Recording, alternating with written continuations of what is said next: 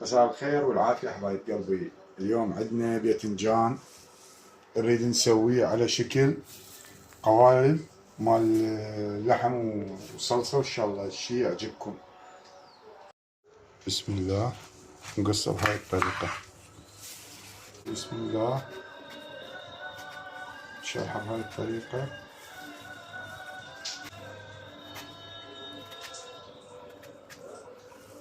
باذنجان صار عندنا بهاي الطريقة، بس أهم شي ما يوصل للقشر.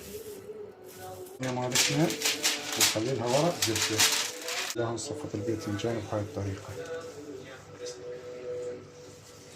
هسه نقول بسم الله ونرش فوقها ملح. ندير فوقها زيت. الفرن يشتغل على درجة حرارة 200، نحطه نص ساعة.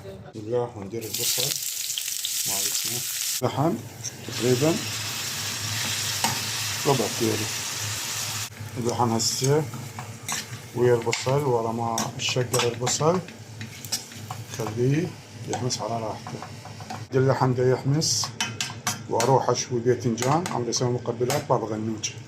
عندنا خبز تورتيلا. بسم الله، شو نسوي؟ زيتون فوقه.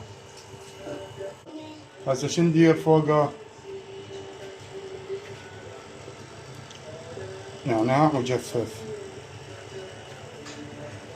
هسه نوديها على الفرن عليها من فوق بس يموع الجبن.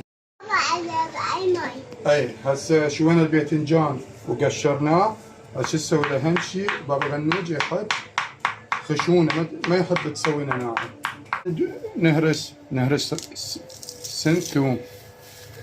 ليمونه شو تسوي لها؟ تمرديها هيك. هذا الليمون العراقي عم تنزل المي مالته، شوفيها صارت لينه. قولين بسم الله. تعصريها فوقها ملح. شو ندير؟ يلا دير الراس ليان. قولي بسم الله. نسوي نقول بسم الله ونخبط المواد كلها. خلي اللبن. قولي بسم الله. حالاته من يبقى خشن، يعني بهاي الطريقة. هاي طيبة؟ طيبة؟ هسه نقول بسم الله. تريد الرمان وياه؟ يلا حلقة. طيبة ليان؟ بالعافية. باي باي.